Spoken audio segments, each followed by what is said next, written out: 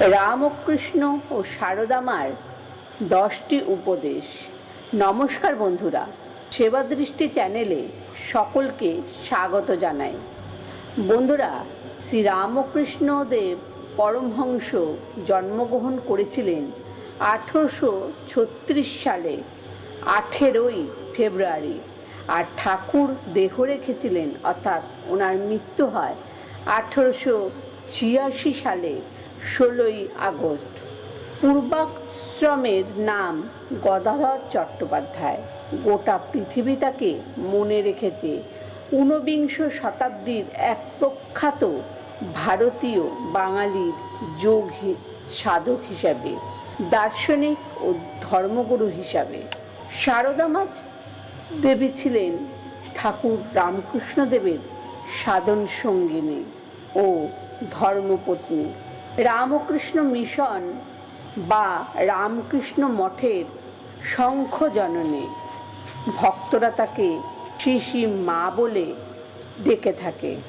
মা সারদা দেবী জন্মগ্রহণ করেছিলেন 1853 খ্রিস্টাব্দে 22শে ডিসেম্বর এবং মৃত্যু হয়েছিল 1920 সালে 20 জুলাই। আজ আমরা শুনব ওনাদের 10টা শ্রেষ্ঠ বাণী। সারদা মা বলেছেন, সংসারে কেমন করে থাকতে হয় জানো? যে যখন যেমন তখন তেমন, যাকে যেমন তাকে তেমন, যেখানে যেমন সেখানে তেমন।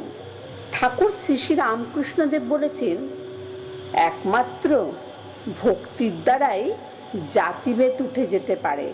ভক্তের জাতি নাই। ভক্তি হলে চণ্ডালেরও অন্ন খাওয়া যায়।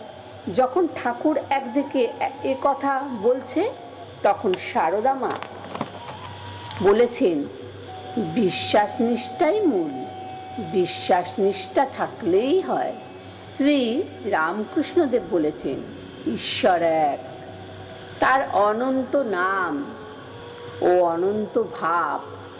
যার যে নামে ও যে ভাবে ডাকতে ভালো লাগে, সে সেই নামে ও সেই ভাবে ডাকলেই দেখা পায়। আর সারদা মা বলেছেন, মনটাকে বসিয়ে আলগা না দিয়ে কাজ করা খুব ভালো। মন আলগা পেলেই যত গোল বাঁধায়। শ্রী রামকৃষ্ণদেব বলেছেন, আমার ধর্ম ঠিক আর অপরের ধর্ম ভুল, এ মত ভালো নয়। ঈশ্বর এক, বই দুই নাই। তাকে ভিন্ন ভিন্ন নাম দিয়ে ভিন্ন ভিন্ন লোকে ডাকে। পাশাপাশি সাধন সঙ্গী সারদা মা বলেছেন, যদি শান্তি চাও মা, কারো দোষ দেখো না, দেখো নিজের। জগৎকে আনার কাজে নিতে শেখো। কেউ পর নয় মা, জগৎ তোমার। আর পরমহংসদেব বলে গেছেন, সত্য কথাই কলির তপস্যা।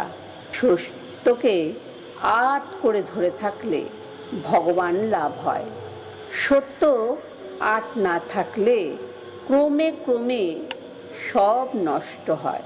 অন্যদিকে সারদা মা বলেছেন, জানবে কেউ না থাক, তোমাদের একমাত্র মা আছেন। শ্রী শ্রী রামকৃষ্ণদেব বলেছেন, আমার কোনো শালা চালা নাই, আমি সকলের চেলা। সকলেই গুরু হতে চায়, শিষ্য পাওয়া যায় না। বন্ধুরা, আজ এই পর্যন্ত। আমার এই তথ্যকথা শুনে ভালো লাগলে অবশ্যই একটা লাইক করুন, শেয়ার করুন, আর চ্যানেলটিকে সাবস্ক্রাইব করে আমাদের পাশে থাকুন। আর কমেন্টে শ্রী শ্রী রামকৃষ্ণদেবের জয়, শ্রী শ্রী মা সারদার জয় লিখতে ভুলবেন না। ধন্যবাদ।